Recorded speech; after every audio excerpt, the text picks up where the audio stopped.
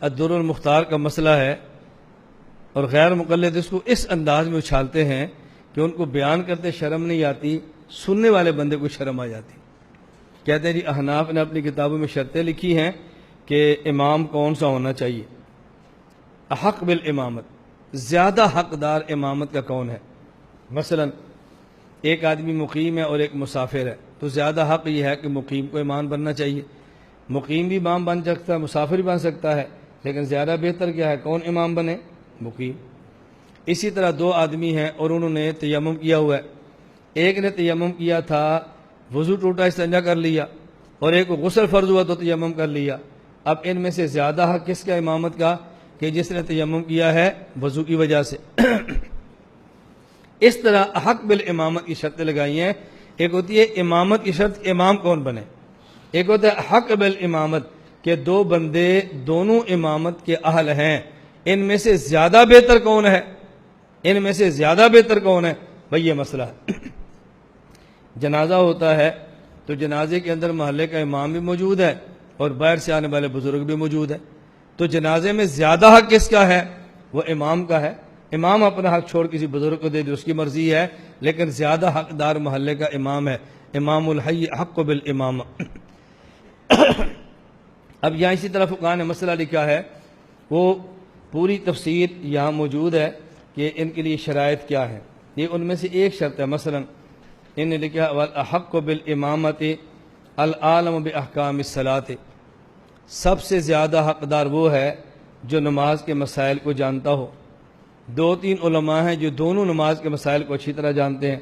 ثُمَّ الْأَحْسَنُ تِلَاوَةً، پھر وہ دیکھیں گے جو قرآن بہت اچھا پڑھتا ہے۔ اگر دونوں اور تینوں قرآن بھی اچھی طرح پڑھ سکتے ہیں، پھر کہتے ہیں ثُمَّ الْأَوْرَعُ، پھر دیکھیں ان میں سے زیادہ نیک کون ہے، چھوٹے چھوٹے شبہات سے بھی کون بچتا ہے، اگر اس میں ماشاءاللہ دونوں ایک جیسے ہیں۔ پھر دیکھیں ثُمَّ الْأَسْحَنُ، ان دونوں میں سے عمر رسیدہ کون ہے، کس کی عمر زیادہ ہے۔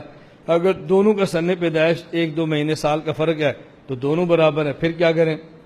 پھر دیکھیں گے ثُمَّ الْأَحْسَنُ خُلُقًا، خوش اخلاق زیادہ کون ہے، اگر دونوں خوش اخلاق ہیں تو پھر دیکھیں گے ثُمَّ الْأَحْسَنُ وَجْهًا، تر و تازہ اور خوبصورت چہرہ کس کا ہے، وجی کون ہے، اگر دونوں ماشاءاللہ وجی ہیں تو پھر لکھیں گے ثُمَّ الْأَحْسَنُ زَوْجَةً، خوبصورت بیوی والا کون ہے، اگر ماشاءاللہ دونوں کو اللہ نے خوبصورت بیویاں عطا فرمائی ہیں، اس معاملے میں ان کے پاس کوئی ایسا مسئلہ نہیں ہے، تو پھر دیکھیں گے ثُمَّ الْأَنْظَفُ ثَوْبًا، کپڑے کون اچھے پہنتا ہے، لباس کا اہتمام کون کرتا ہے۔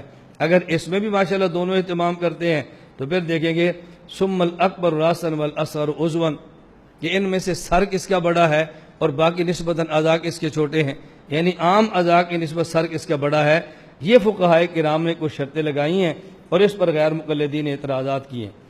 ان میں ایک اعتراض یہ، چونکہ پہلے والا چلے اس کو پہلے صاف کر لیتے ہیں۔ اعتراض یہ کیا ہے کہ دیکھیے تمہارے ہاں شرط یہ ہے کہ جس کی بیوی خوبصورت ہو، تو یہ ہم امام کی بیوی چیک کریں گے تاکہ پتہ چلے بیوی خوبصورت ہے، دیکھو کیسی گندی فقہ ہے۔ یہ بات اچھی طرح سمجھیں۔ پہلی بات تو یہ ذہن نشین فرما لیں کہ یہ جو فقہاء نے کہا نا زیادہ حقدار امامت کا یہ ہے، زیادہ حقدار یہ ہے، اس کی بنیاد نبی کریم صلی اللہ علیہ وسلم کی حدیثیں ہیں۔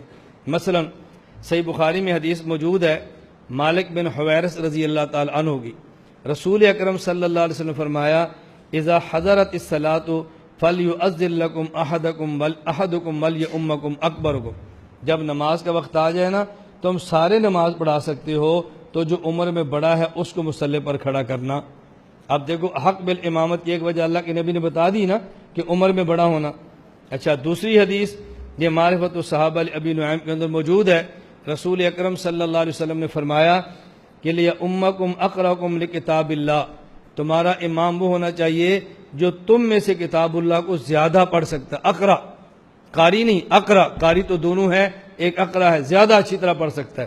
فرمایا فإن كانت القراءة واحدة، اگر قراءت میں دونوں برابر ہیں، ماشاءاللہ دونوں اچھا قرآن پڑھتے ہیں، فلیؤمکم عالمکم بالسنہ، تو پھر دیکھو سنت کا زیادہ عالم کون ہے۔ فإن كانت السنة واحدة، اگر ماشاءاللہ سنت کو جاننے میں بھی دونوں اچھے ہیں، دونوں جانتے ہیں، فلیؤمکم اقدمکم سنہ، تو پھر دیکھو ان میں سے عمر کس کی زیادہ ہے۔ اب دیکھو رسول اکرم صلی اللہ علیہ وسلم نے دو شخصوں میں سے ایک کو ترجیح امامت میں دینے پر کچھ باتیں بیان فرمائی ہیں، اور فقہاء کرام نے اس کے بعد اس پر قیاس کرتے ہوئے کچھ باتیں اور تعریف فرما دی ہیں۔ اگر اس میں برابر ہو تو کچھ اور وجوہ ترجیح بھی موجود ہیں، اور قیاس دلیل شرعی ہے۔ اس دلیل شرعی ثابت شدہ بات کا مذاق نہیں اڑانا چاہیے، ہاں نہ سمجھ آئے تو سمجھ لینا چاہیے۔ اب یہ فقہاء نے کیوں فرمایا ثم الاحسن زوجۃ، اس کی بنیاد نبی کریم صلی اللہ علیہ وسلم کی حدیث مبارک ہے، یہ الاحاد والمثانی، اس کے اندر حضرت رسول اللہ صلی اللہ علیہ وسلم کا ارشاد موجود ہے۔ اللہ کے پیغمبر نے فرمایا ان سرکم ان تقبل صلاتکم، اگر تم یہ چاہتے ہو تمہاری نمازیں قبول ہوں، فلیؤمکم خیارکم، تو پھر تم اپنا امام ان کو بناؤ جو تم میں سے زیادہ اچھے ہیں، بہت بہتر لوگ ہیں۔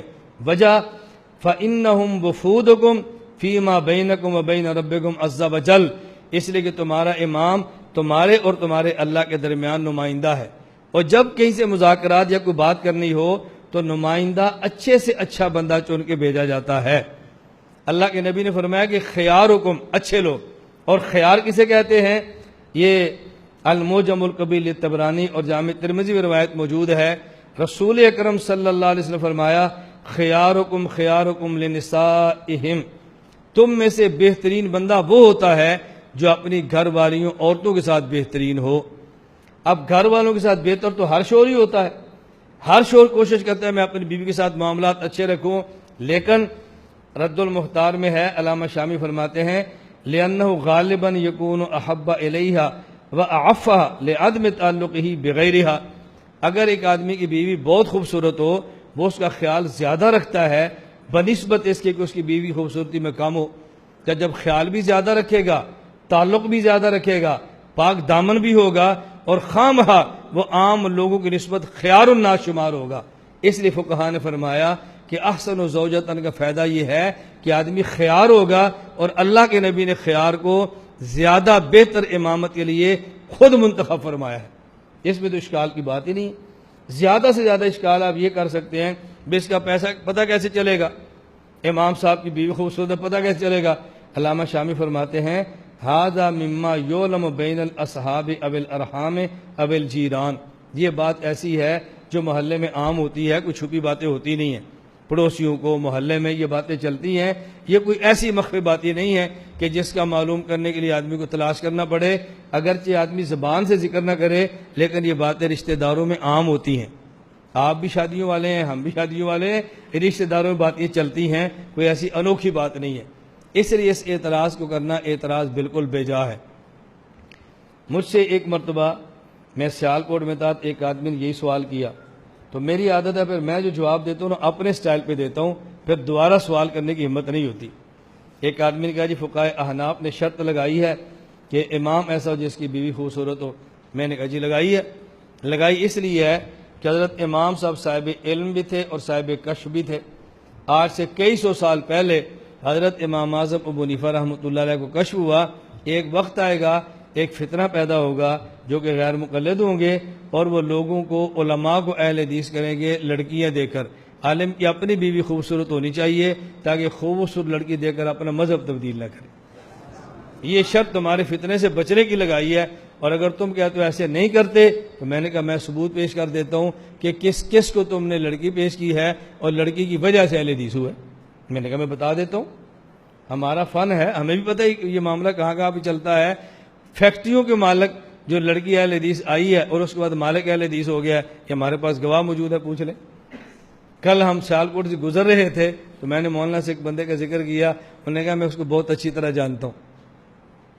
اب یہ بندہ کون ہے؟ مولانا طارق جمیل صاحب کا میزبان۔ بندہ کون ہے؟ 2 فیکٹریوں کا مالک، اور جب ایک لڑکی دوسری آئی ہے مذہب سائڈ پہ ہو گیا۔ امام صاحب نے فرمایا اپنی خوبصورت ہو تاکہ بندے کو دائیں بائیں دیکھنا نہ پڑے۔ اس کے بعد پھر چٹے نہیں لکھتے بھئی اب اس کا کیا کریں۔ میں صرف خیر گزارش کر رہا ہوں اللہ ہمیں یہ باتیں سمجھنے کی توفیق عطا فرمائے۔